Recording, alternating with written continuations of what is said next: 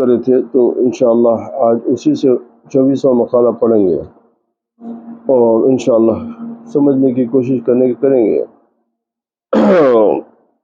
اور ان مقالات کا ترجمہ جیسے بارہا بیان کرتا ہوں میں کہ عظیم المرتبت محدث بر صغیر ایشیا حضور سیدنا شاہ عبدالحق محدث دہلوی رضی اللہ تعالیٰ عنہ جو ہے اس کا ترجمہ فرمایا ہے، اور یہ مقالے کا نام انہوں نے رکھا ہے کہ خدا کی چوکھٹ پر ملازمت، خدا کی چوکھٹ پر ملازمت۔ اب اس پہ فرما دیں کہ حضور پیران پیر غوث اعظم دستگیر رضی اللہ تعالیٰ نے فرمایا کہ اللہ تعالیٰ کی نافرمانی سے کلی طور پر اعتراض کرو، یعنی مکمل طور سے بچو۔ ایسا نہیں کہ ایک بات سن لی ایک نہیں سنی۔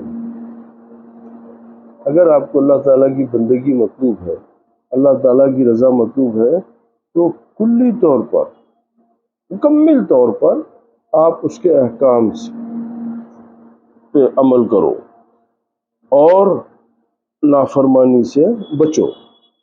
مطلب کیونکہ وہ تمہارا پروردگار ولی نعمت اور عبادت کا مستحق ہے، یہ زیادہ بلیغ و مؤکد ہے، اس لیے کہ بزرگ فرماتے ہیں معصیت یعنی گناہوں کے ارتکاب پر عذاب خداوندی سے ڈرو، کیونکہ اس میں نفس معصیت یعنی کفران نعمت کی بنا پر قباحت و کراہیت سمجھی جا رہی ہے۔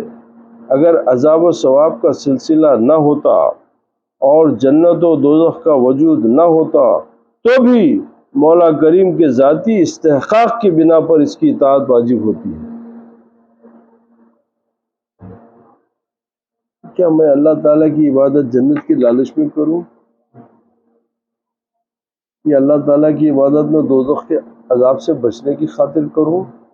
نہیں، عبادت ہو جائے گی مگر مقصد عبادت نہیں ہے یہ، کیوں کہ تیری عبادت میں خالص تیرے لیے کروں گا۔ اگر میں عبادت کر رہا ہوں کہ اللہ تعالیٰ میری اس عبادت کو قبول کر کے جنت دے دے، تو بری بات تو نہیں ہے مگر مزے کی بات بھی نہیں ہے۔ کیوں کہ نادانی میں جنت کو اوپر کر دیا، اللہ کو نیچے کر دیا۔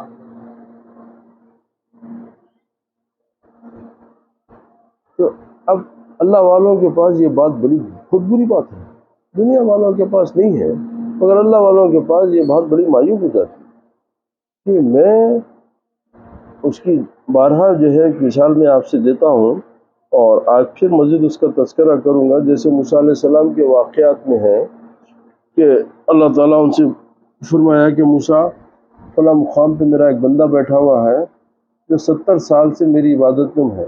کتنے سال سے؟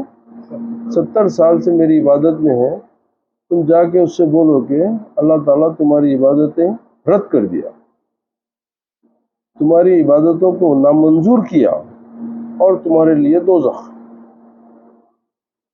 اللہ کے نبی ہے، حکم بجا لانا ان کے اوپر فرض ہے۔ وہ گئے اس کے پاس، جا کے بولے کہ بھائی تیرے لیے بری خبر ہے۔ بولے کیا ہے؟ بولے اللہ تعالیٰ تیری عبادتوں کو نامنظور کر دیا، تیری عبادتیں خدا کی بارگاہ میں مقبول نہیں ہو سکی اور تمام عبادت ریاضتیں جو تو کرا ہے وہ رد ہو گئی اور تیرے لیے دوزخ لکھ دیا۔ تو بندہ بڑا خوش ہوا اور خوشی میں رقص کرنے لگا۔ تو موسیٰ علیہ السلام بھی دیکھے کہ بھئی یہ کیسا بندہ ہے کہ میں اس کو دوزخ کی اطلاع دے رہا ہوں اور انہیں جو ہے اسی میں خوش ہے۔ بڑے فکر مند ہو گئے اور بیٹھ گئے اور وہ اپنا خوشی میں رقص کر رہا۔ اس سے بولے بھائی میں تیرے کو جنت کی نہیں دوزخ کی۔ میں نے موسیٰ جنت اور دوزخ کا مسئلہ تم جانے، میرے کو اس سے غرض نہیں ہے، میرا کام تو ہو گیا۔ کیا ہوا؟ بولے میرے لیے یہ خوشی کافی نہیں ہے کہ اللہ میری طرف دیکھ کے تم کو بھیجا، میرے لیے اس سے بڑی خوشی اور کیا ہے کہ اللہ تعالیٰ میری طرف غور کرا اور پھر تم کو بھیجا، تو یہ خود میرے لیے کافی خوشی ہے۔ تو اب یہ دیکھیے کتنا بڑا امتحان تھا اس کے لیے کہ ایسی بری خبر دوزخ کی خبر وہ بھی ایک نبی کے ذریعے پہنچنے کے باوجود بھی انہیں خدا سے تعلق کو مضبوط رکھا، خدا سے تعلق کو مضبوط رکھا، اور اس وقت بھی اس کا ایمان یہ تھا کہ سب کچھ میرے رب کے ہاتھ میں۔ اب جب یہ بات ہوئی تو اللہ تعالیٰ بڑا خوش ہوا اس سے، بولا موسیٰ میں میرے بندے کو جو ہے جنت کے اعلیٰ سے اعلیٰ مقام پہ رکھ دیا، کیوں؟ ایسے وقت بھی میرے سے مایوس نہیں ہوا۔ تو یہ ہوتا ہے صحیح بندگی کا طریقہ۔ اب ہماری بندگی اللہ اپنے کرم سے معاف کر دے بس، ورنہ ہمارے ساتھ کیا ہے کہ ہمارے معاملات سیدھے تو ہمارے سجدے میں خضوع پیدا ہو گیا، ہماری نماز میں خضوع، جہاں سے ہمارے معاملات نہیں بنے تو اس میں جو ہے وہ بے دلی پیدا ہو جاتی۔ اب ایسی عبادتوں پہ اتنی بڑے بڑے دعوے کرنا کہ ہم اللہ کی عبادت کر رہے ہیں، اللہ قبول کر لے اپنے کرم سے، مگر مسئلہ ویسا نہیں ہوتا۔ جو اللہ سے چاہنے والے بندے ہوتے ہیں وہ ان تمام چیزوں سے پرے ہو جاتے ہیں، ان کو صرف اور صرف ان کی طلب میں جو ہے خدا کی رضامندی ہوتی ہے، ان کو صرف اور صرف خدا کی خوشی ان کا مقصود ہوتا ہے، ان کا مطلوب صرف وہی ہوتا ہے۔ اب ہمارے ساتھ ایسا نہیں ہے، ہمارے ساتھ تمام دنیا کی باتیں لگی ہوئی ہیں، اس کے بعد میں ہم طے کرتے کہ اللہ کا فضل ہوا یا نہیں ہوا، کرم ہوا یا نہیں ہوا۔ استغفر اللہ، یہ باتوں سے ہم سے جو ہے معرفت نصیب نہیں ہوتی، ہم کو اللہ کی دوستی نصیب نہیں ہوتی۔ ٹھیک ہے، بندے ہیں، آپ گزارا کر لے رہے ہیں، گزارا کر لو، چرا شریف پہ چل رہے ہیں، اللہ تعالیٰ کا یہ بھی بڑا احسان ہے، مگر آپ کو جس مقصد کے لیے پیدا کیا گیا وہ مقصد پورا نہیں ہو رہا۔ تو وہی باتیں ہیں کہ اس کے ذاتی اللہ تعالیٰ کا ذاتی حق یہ ہے کہ یہ تمام چیزوں سے پرے ہے، یہ جنت دوزخ نعمت وغیرہ نہیں، تو تیرا سب سے بڑا حق ہے کہ تو میرا خالق ہے، اس کا حق میں ادا نہیں کر سکتا ہوں۔ نعمتوں کا حق تو بہت بڑی بات ہے، میں میرے پیدا ہونے کے حق ادا نہیں کر سک رہا ہوں، تو لہذا جب ایسی فکر ہوگی تو بڑی سی بڑی نعمت ہو، یہ جو بھی ہو، آپ اس کے در سے وابستہ رہیں گے، ہمیشہ اس کے در سے چپٹے ہوئے رہیں گے ہر حال میں۔ جیسے انبیاء علیہ السلام کے واقعات ہیں، بیٹھے ہوئے آگ میں ابراہیم علیہ السلام، آگ میں ڈال دیا گیا نا، جبریل امی آگے پوچھیں کہ ابراہیم آپ کی کچھ مدد کروں، تو بولے وہ تم سے زیادہ واقف ہے، وہ تم سے زیادہ واقف ہے۔ اللہ اکبر، کیا ناز ہے۔ پھر اللہ تعالیٰ کو بھی یہ بات اتنی پسند آئی کہ فوراً حکم دیا آگ ابراہیم کے لیے ٹھنڈی اور سلامتی کی جگہ بن جا۔ ایوب علیہ السلام، یہ تمام انبیاء کے جب واقعات پڑھیں گے تو ان سے آپ کو پتہ چلا کہ بھئی عبادت کا صحیح طریقہ کیا تھا۔ ایسے شدید تکلیف میں زندگی گزر رہی مگر لب پہ صرف اس کا شکر ہے۔ اسی لیے اللہ تبارک و تعالیٰ ان کو اپنے محبوب بندوں میں شامل کیا، ان کو مقرب بنایا، نبی بنایا، ولی بنایا، اس لیے کہ یہ لوگ کبھی دیکھیں محبت کرنے والے کی زبان پہ کبھی شکوہ نہیں آتا، جو شکوہ شکایت کرتا وہ محبت سے واقف نہیں ہوتا، محبت سے واقف نہیں ہوتا۔ تو محبت کرنے والا ہر حال میں محبت کرتا، اس کو شکوہ اس کی زبان پہ نہیں آتا۔ اب ہمارے پاس تو روزانہ 100 مرتبہ شکوہ شکایت چلتے رہتا ہے، نادانی سے بولو، کم علمی کی وجہ سے ہے، ہو جاتا، اللہ معاف کرے اپنے کرم سے۔ تو بولے کہ یہ ذاتی استحقاق کی بنا پر اس کی اطاعت واجب ہوتی ہے اور اس کی مخالفت و معصیت حرام ہوتی ہے۔ ہاں، اللہ تعالیٰ کسی معاملے میں اس کے کسی حکم سے مخالف کرنا اور گناہوں کی طرف جانا یہ حرام سمجھتے ہو، کیونکہ اب اس کی بندگی میں اپنی توانائی صرف کرو، اپنی کوتاہیوں پر معذرت پیش کرتے رہو، کیونکہ کما حقہ یعنی جو اس کا حق ہے اس کی عبادت ہو ہی نہیں سکتی۔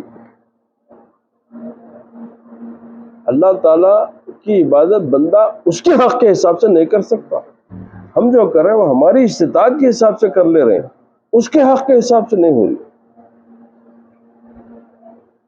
اور اس کے حق کے لیے ہشت ساتھ کوئی سانس بھی اس کی یاد کے بغیر مشکل ہو جاتی۔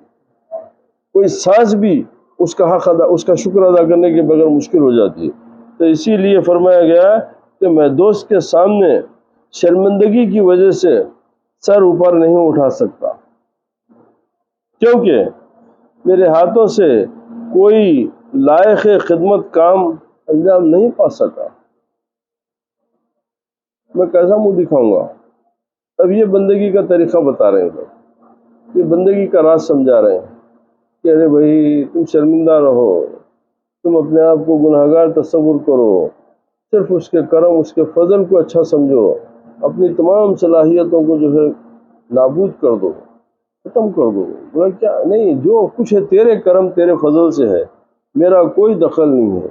اس لیے کہ جب انسان غور کرتا بھائی میری عقل سے میں یہ کچھ کرا، تو وہ عقل کی اساس کے اللہ تعالیٰ وہ عقل میں وہ طاقت دیا نا، وہ عقل نصیب کرا۔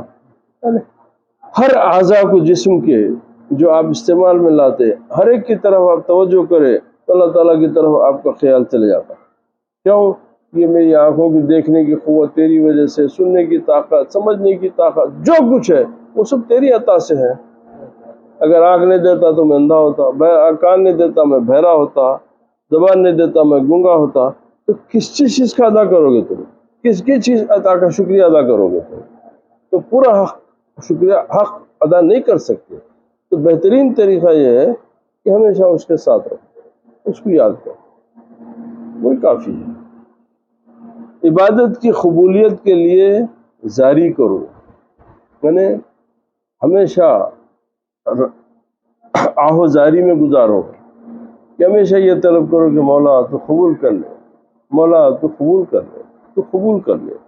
بے نیاز ذات کی بارگاہ میں حاجت مندی ظاہر کرو، جاہ و جلال خداوندی کا مشاہدہ کرتے ہوئے خشوع و خضوع سے پیش آؤ۔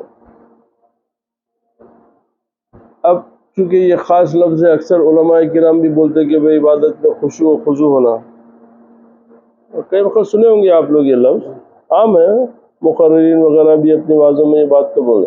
اب یہاں پر انہوں نے جو ہے مترجم جو ہے بڑی اچھی تفسیر کرے یہاں پہ، خشوع و خضوع میں فرق کیا ہے، کیونکہ ہمارے حساب سے دونوں ایک ہم معنی لفظ ہے، یعنی متوجہ کے ساتھ، اخلاص کے ساتھ اللہ کے بارگاہ میں رجوع ہو جاؤ، تو وہ دیکھیں وہ خشوع و خضوع سے۔ اب یہاں پر انہوں نے بولا کہ یہ دونوں لفظ ہم معنی ہیں، خضوع کو ظاہر اور خشوع کو باطن پر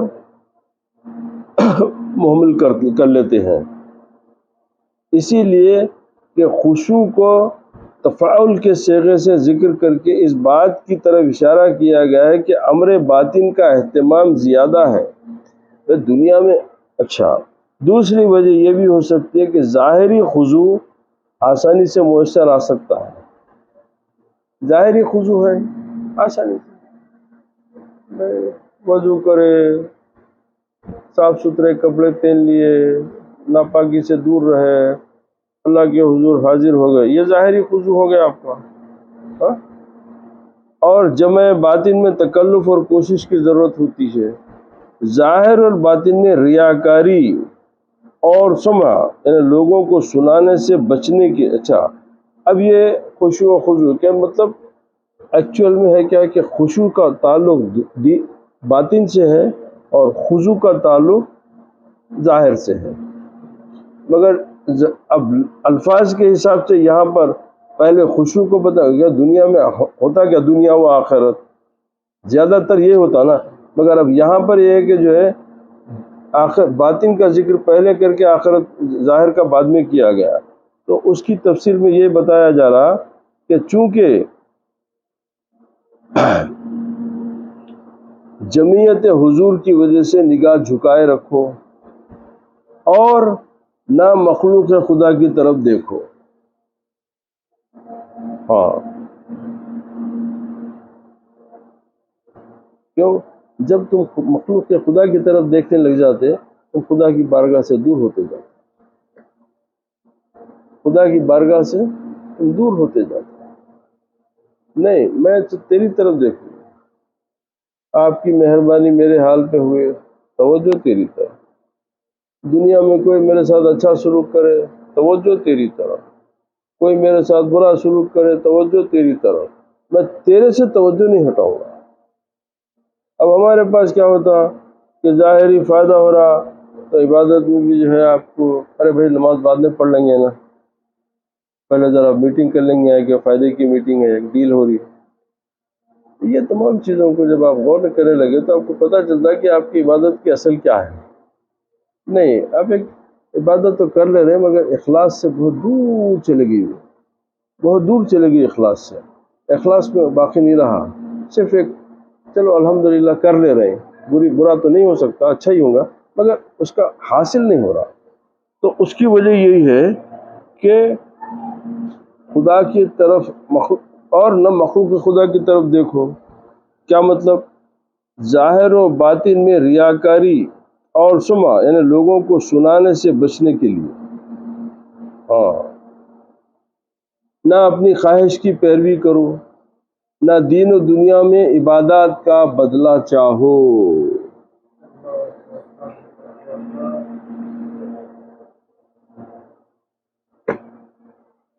میں بدلہ نہیں چاہتا، صرف اور صرف تیری غلامی، تیری خدمت چاہتا ہوں، میرے کو اپنے در پہ بیٹھے رہنے کی اجازت دے دو۔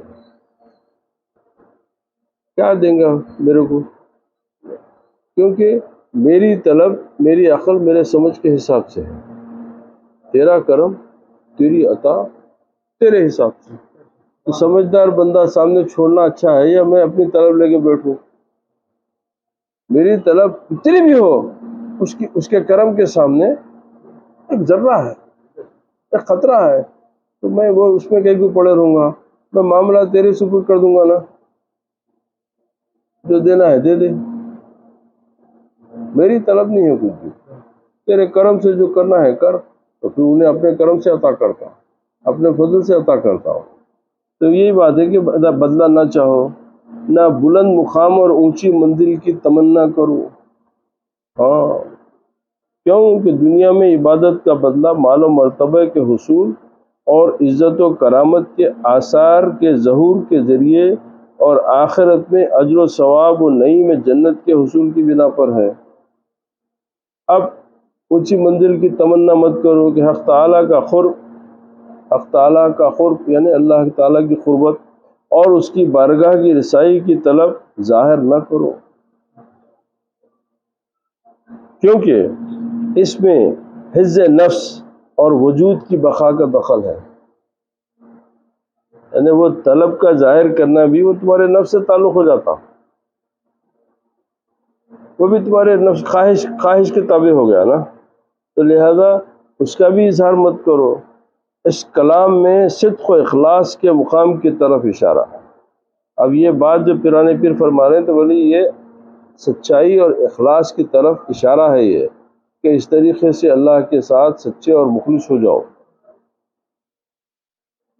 جس میں غرض و عوض کا دخل نہیں ہوتا، اور اللہ تعالی ہمیں اس سے سرفراز فرمائے۔ اور یقین کرو کہ تم اس کے بندے ہو، تم اس کے بندے ہو، ہے نہیں ہے؟ نہیں، زبان سے ہمارا بولنا ہے بندے ہیں، ہم تو کئی بتوں کو پال کے رکھے نا، کبھی خواہش ہمارا معبود ہو جا رہی، کبھی دنیا ہمارا معبود ہو جا رہی، کبھی شہوت ہماری معبود ہو جا رہی، کہیں خوف ہمارا معبود ہو جا رہا، کہیں یہ تمام معبودوں کو ساتھ رکھ کے آپ بول رہے کہ نہیں تیرے سوا کوئی معبود نہیں ہے، تو پہلے یہ جھوٹ سے تو دور ہو جاؤ، پہلے یہ جھوٹ سے تو دور ہو جاؤ۔ آپ بڑا دعویٰ کر رہے ہیں کہ تیرے سوا کوئی میرا معبود نہیں ہے، جبکہ دل میں اتنے معبودوں کو بٹھا کے رکھے ہوئے ہیں، کسی کا خوف ہے، کسی کی لالچ ہے، کوئی خواہش ہے، کوئی تمنا ہے، کوئی آرزو ہے، یہ تمام معبودیں ہیں نا، پھر سب کو رکھتے ہوئے آپ بول رہے ہیں کہ تیرے سوا کوئی میرا معبود نہیں ہے، تو پہلے اس بات سے تو دور ہو جاؤ۔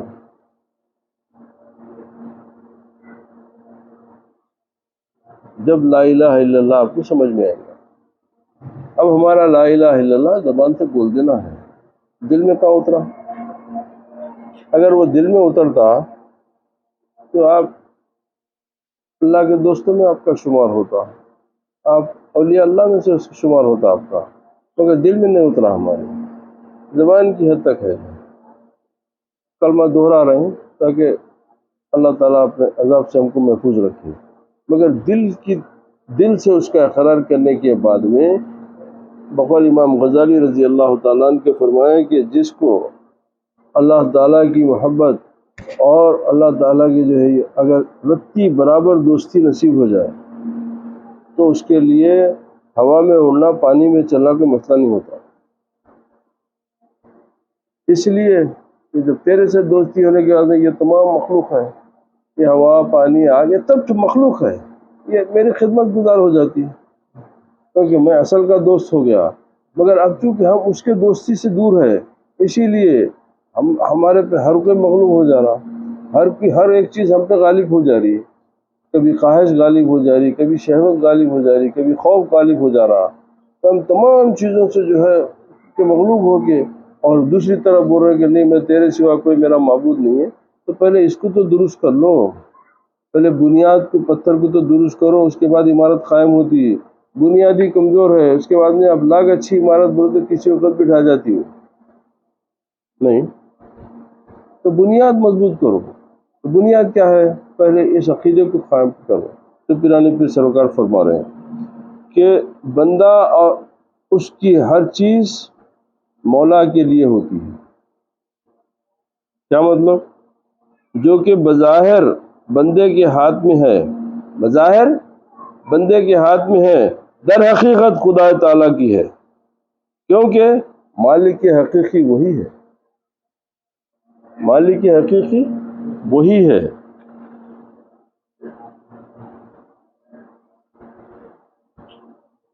بندہ کوئی چیز طلب کرنے کا حق نہیں رکھتا، بندہ کوئی چیز طلب کرنے کا حق نہیں رکھتا، کیونکہ بندے کا مولا کریم پر اجر و ثواب اور جاہ و منزلت کے اعتبار سے کوئی حق نہیں ہے، اور یہ معنی حقیقی میں اور یہ معنی مالک حقیقی میں ظاہر ہے، کیونکہ تمام آلات و اسباب، اعضاء، قوت و قدرت اور اعمال و افعال کی توفیق سب کچھ اسی کی پیدا کردہ ہے۔ بندہ کسی چیز پر اجر کا طلبگار نہیں بن سکتا، میں اپنی اجرت نہیں مانگ سکتا، تیرے کرم کا مستحق، تو کرم فرما دے، میں یہ کام کرا، میری اس کا یہ صلہ نہیں، تیرے میں اتنا حوصلہ نہیں ہونا چاہیے، یہ بڑی جرات کی بات ہے، یہ بڑی گستاخی کی بات ہے، میں تیرے سے اجرت نہیں مانگ سکتا کہ میں یہ کام کرا میرے کو، نہیں، میں تو اپنی چیز کو میں صرف اور صرف تیرے فضل اور تیرے کرم کی طرف میری نظر ہے، یہ بندگی کا صحیح طریقہ ہے۔ اب نہیں کہ بھئی میں 5 وقت کی نماز پڑھنے والا ہوں، میرے پہ یہ کرم کر دے، میں روزہ رہا لہذا میرے پہ اس کا یہ کیسا کاروبار کر رہا ہوں میں اللہ کے ساتھ؟ کہ اللہ کے ساتھ کوئی لین دین ہو رہا آپ کا؟ یہ بندگی کا بہت چھوٹا لیول ہو جاتا ہے، بہت چھوٹے لیول کی بندگی ہو جاتی ہے، لہذا آپ کو چاہیے کہ ہمیشہ اس کے کرم، اس کے فضل پہ نظر رکھو۔ ربوبیت کا حق ادا کرتے ہوئے عبودیت کا ادب ملحوظ رکھو، ہاں، اس کے رب ہونے کا حق ادا کرتے ہوئے اپنے بندے ہونے کا ادب بھی جو ہے ملحوظ رکھو۔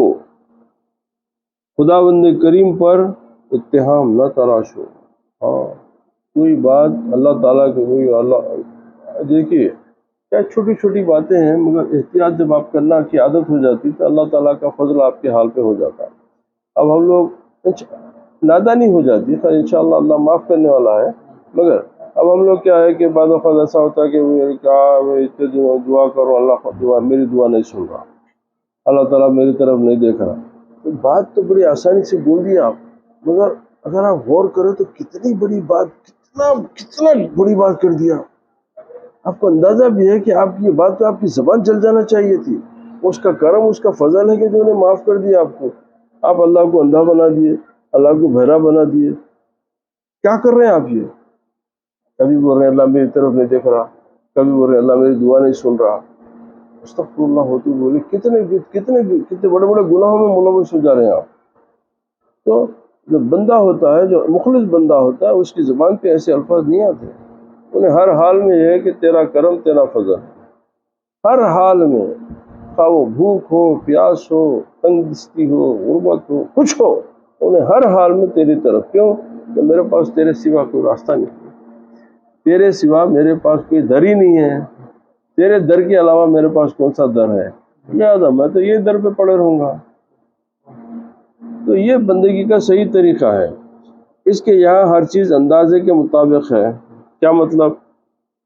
بخل، جہل یعنی بخالت، جہالت، نادانی کا بہتان نہ لگاؤ، یہ چیز بارگاہ ربوبیت کے لائق نہیں ہے، نہیں، یعنی اللہ تعالیٰ یہ عطا نہیں کرا، اللہ تعالیٰ جو ہے میری بات نہیں سنا، یا اللہ تعالیٰ، استغفر اللہ، ابھی جیسا میں بتایا، یہ بہت بڑی نادانی اور بہت اللہ تعالیٰ کی بارگاہ کی منزل، اس کی منزل، اس کا جو مرتبہ ہے، اس کے بہت خلاف ہو جا رہی ہے باتیں۔ اس نے جسے مؤخر کر دیا، یعنی جس چیز کو انہیں تاخیر کر دیا، اس کو مقدم کرنے والا کوئی نہیں۔ اگر وہ اللہ سبحانہ و تعالیٰ کسی چیز کو مؤخر کر دیا، یعنی بعد میں کر دیا، تو اس کو پہلے کرنے والے کوئی قوت نہیں ہوتی، کسی میں کوئی ایسی قوت نہیں ہے کہ اللہ کے مؤخر کردہ کو مقدم کرے، کہ جو انہیں تاخیر۔ تو اسی لیے بہتر یہ ہے کہ ہم انتظار کریں، تیرے کرم پہ نظر رکھیں، آج نہیں ہوا کل نہیں پرسوں، یا نہیں ملا قبر میں نہیں ملا، آخرت میں، حشر میں دیں گا، تو تیرے پہ نظر ہے۔ تو وہ بندگی اللہ تعالیٰ کو بہت پسند آتی ہے۔ اور وہ جسے مقدم کر دے، اسے مؤخر کرنے والا کوئی نہیں ہے، اور وہ جو پہلے کر دے، اس کو ٹالنے والا، اس کو دیر سے کرنے والا کوئی نہیں۔ جو چیز تمہارے مقدر میں ہے، جو چیز تمہارے مقدر میں ہے، وہ اپنے وقت اور مدت پر تمہیں مل جائے گی۔ خواہ تم خواہش رکھو یا انکار کرو، جو چیز تمہیں مستقبل میں ملنی ہے، اس کی حرص نہ رکھو، اور جو چیز کسی اور کے لیے ہے، اس کی خواہش نہ کرو، اور اظہار تعصف نہ کرو، افسوس مت کرو۔ ان کو اتنی دولت مل گئی، اس پہ افسوس پہ مت پڑو، ان کا نصیب ہے، تمہارا سے لے کے دیا کہ اللہ ان کو کچھ چیز ملی تو کیا میرے حصے سے کٹ کے ملی؟ کیا ان کے اپنے حساب سے اللہ دے دیا؟ تو میں اپنا کام ہے، میرا ہاتھ پھیلا کے میں تیری بارگاہ میں کھڑے رہوں گا، دیا لے لوں گا، نہیں دیا انتظار کروں گا۔ مگر اب ہم لوگ کیا ہے کہ نادانی میں اتنے گناہوں میں ملوث ہو جاتے کہ حسد، کینہ، کپٹ، یہ تمام چیزوں میں پڑ جاتے ہیں۔ اور ان کو اتنی دولت میں، ان کا گھر ایسا، ان کی بنگلہ ایسا، ارے بھائی کیا ہی کیوں ایسے بیماری میں پڑے ہوئے ہیں؟ خدا سے دور ہی ہے، یہ تو خدا سے دور ہوتے جا رہے ہیں۔ نادانی میں اللہ تعالیٰ سے جو ہے تم جو ہے جنگ چھیڑ کے بیٹھ جا رہے ہیں۔ نہیں، تمہارا کام یہ نہیں ہے کہ تم دوسروں کو کیا ملا، میرے کو کیا کرو کہ دوسروں کو کیا ملا، میرا معاملہ ہے، میں تیرے سے رجوع رہوں گا۔ یہ صحیح بندگی کا طریقہ ہے۔ جو چیز تمہارے پاس نہیں ہے، اس کی دو صورتیں ہیں۔ جو چیز تمہارے پاس نہیں ہے، اس کی دو صورتیں ہیں، یا تو وہ تمہاری قسمت میں ہے، یا کسی دوسرے کی۔ اگر قسمت میں ہے تو وہ تمہیں مل جائے گی، اور تمہیں کھینچ کر وہاں لایا جائے گا۔ عنقریب تمہاری اپنی قسمت سے ملاقات ہونے والی ہے۔ مطلب عنقریب کا لفظ استعمال کرنے کی دو وجوہ ہو سکتی ہے۔ اس میں نیک فعل اور طالب کی تسلی ہے کہ زمانے حیات کم ہے، اس اعتبار سے ہر آنے والی چیز نزدیک ہی ہے۔ ہاں، اور جو چیز تمہاری قسمت میں نہیں، تو تم اس سے اور وہ تم سے پھیر دی گئی ہے، تمہاری باہم ملاقات کیسے ہو سکتی ہے؟ اگر تمہاری قسمت میں نہیں ہے تو وہ نہیں مل دیں گے، اب تم اس کی تمنا کر کے وقت ضائع کر رہے ہیں۔ چنانچہ تمہیں جو چیز مطلوب ہو، اس کے حصول میں حسن ادب ملحوظ رکھتے ہوئے اس موجود وقت میں طاعت مولا تعالیٰ میں مشغول ہو جاؤ۔ مطلب کیا ہے کہ حال کو غنیمت جانو، جس حال میں ہے اس حال کو غنیمت جانو۔ اب غنیمت جاننے کی صورت بہت کچھ ہے۔ میں غریب ہوں، دولت نہیں ہے، یہ افسوس میں بیٹھنے کی بجائے آپ یہ محسوس کرو کہ اللہ تعالیٰ تندرست ہوں، صحت ہے، آنکھ ہے، ہر چیز جسم کی کام کر رہی ہے، یہ نعمت کچھ کم بڑی نعمت ہے تیری۔ اسی طریقے سے آپ کو جو افسوس ہونا ہے وہ شکر میں بدل جاتا۔ اب ہم لوگ اس کی جو نعمتیں ہیں اس کو دور، اس کا خیال نہیں کر رہے ہیں، تو خالی ہماری نفس کی جو چیز طلب کر رہی ہے اسی کے پیچھے فیصلے کرتے بیٹھ جا رہے ہیں۔ تو نہیں، یہ غلط بات ہے۔ تم جو ہے غنیمت جانو اور طاعت مولا میں مشغول ہو جاؤ، نہ خدا کے سامنے سر اٹھاؤ، نہ ماں سوا کے سامنے گردن جھکاؤ۔ کیا جملے ہیں دیکھیے آپ، بولے نہ خدا کے سامنے سر اٹھا لو، نہ خدا کے غیر کے سامنے گردن جھکاؤ۔ اب ہمارے ساتھ یہ ہو رہا، وہاں سر اٹھا رہے ہیں، وہاں گردن جھکا رہے ہیں، ہر طاقتور کے آگے گردن جھکا دے رہے ہیں، ہر جس سے غرض پوری ہونے کی امید ہو رہی ہے اس کے آگے گردن جھکا دے رہے ہیں۔ جس کے آگے جھکانا ہے وہاں سر اٹھائے ہوئے ہیں، اور جس کے آگے سر اٹھانا ہے وہاں گردن جھکائے ہوئے ہیں۔ تو مطلب یہ کہ جب اطاعت خدا تعالیٰ کی جاتی ہے تو توجہ اور نگاہ بھی اسی طرح چاہیے۔ اللہ تعالیٰ کا ارشاد مقدس ہے، اور اے سننے والے اپنی آنکھیں نہ پھیلا اس کی طرف جو ہم نے کافروں کے جوڑوں کو برتنے کے لیے دی ہیں، جتنی دنیا کی تازگی کہ ہم اس کے سبب فتنے میں ڈالیں، اور تیرے رب کا رزق اچھا ہے، سب سے دیر پا۔ تجھے اللہ تعالیٰ نے جس حال میں رکھا اور عبادت و طاعت کی جس قدر دولت عطا کی ہے اس کے ماسوا کی طرف نہ دیکھ۔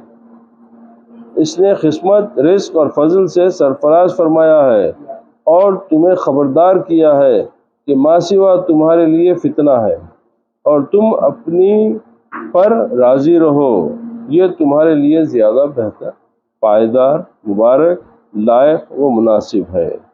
یعنی اولا اخرا کی تاکید ہے، یعنی پہلے والے بعد میں آنے کی تاکید ہے، یہ دونوں لفظ ہم معنی ہے۔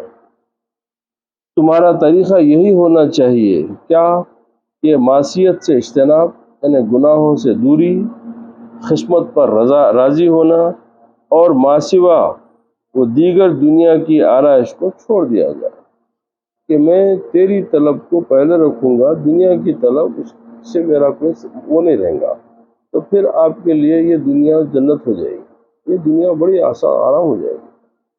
نہیں، اگر آپ ان کے اللہ کو چھوڑ کے دنیا کی چیزوں کی طرف پڑے رہیں گے تو پھر آپ کے لیے یہ ہمیشہ ہے، کیونکہ اللہ تعالیٰ بھی سے فرمایا کہ قرآن کی آیتوں کا جو حوالہ دیا انہوں کہ اللہ تعالیٰ جو ہے کسی کو دولت دے کے آزماتا ہے، کسی کو دولت نہیں دے کے آزماتا ہے، کہ اس کی آزمائش کے طریقے ہیں۔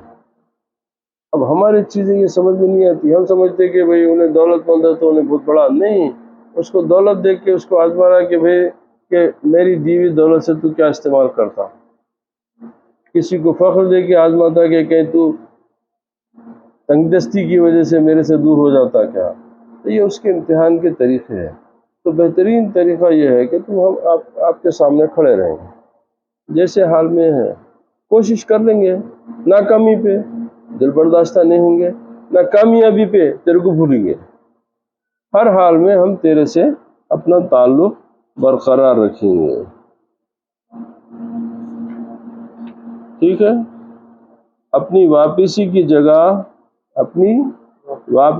جگہ جائے سکون، یعنی جہاں سکون کی جگہ شعار و وسار آرزوؤں کا مطلوب و مقصود اس کو جانو۔ اس کے ذریعے تم تمام مطلوب حاصل کر لو گے، ہر مقام تک رسائی میسر ہو جائے گی۔ اس طرح ہر نیکی، ناز و نعمت ہر تازگی اور ہر عمدہ چیز کی طرف ترقی اور رفت پالو گے، بلند ہوتے جاؤ گے۔ اللہ تعالیٰ نے فرمایا از خود کوئی نہیں جانتا کہ اس کے لیے کیا چھپا رکھا گیا ہے، از خود کوئی نہیں جانتا کہ اس کے لیے کیا چھپا رکھا گیا ہے، یعنی خصوصاً شب بیدار اور راہ خدا میں مال صرف کرنے والوں کے لیے، یعنی جانی اور مالی عبادت بجانے والوں کے لیے، کہ ہم اس میں کیا چھپا کے رکھیں، یعنی آنکھوں کی ٹھنڈک یہ ان کے اعمال کا بدلہ ہے۔ عبادات خمسہ یعنی جو 5 وقت کی نمازیں ہیں بجا لانے اور گناہ ترک کرنے کے بعد اللہ تعالیٰ کے نزدیک ہمارے ذکر کردہ عمل سے بڑھ کر اور کوئی عمل و اشرف و اعظم نہیں، ٹھیک ہے، محبوب و مرغوب اور پسندیدہ نہیں۔ اللہ تعالیٰ ہمیں اور آپ سب کو اپنے احسان سے ان کاموں کی توفیق مرحمت فرمائے جو اسے پسند اور محبوب ہیں۔ الحمدللہ رب العالمین، والصلاۃ والسلام علی سید الانبیاء والمرسلین۔ اللہ سبحانہ و تعالیٰ کا کرم و حضور پیران پیر غوث اعظم دستگیر رضی اللہ تعالیٰ کی جو مقالات ہیں، ایسی باتیں اللہ ہم کو سمجھنے کے، اس پہ عمل کرنے کی توفیق عطا فرمائے، اور پیران پیر بھی اپنے کرم سے صدقہ نبی کریم کا، ان کے اہل بیت کا، صالحین کے کرم سے، فضل سے، ان کی عزت کا واسطہ ہماری ان کوتاہیوں کو نظر انداز کرے، ہم پہ کرم فرمائے، رحم فرمائے، اور اللہ تعالیٰ ہم کو ان کی باتوں کو سمجھنے، اس پہ عمل کرنے کی توفیق عطا فرمائے۔ وآخر دعوانا الحمدللہ رب العالمین۔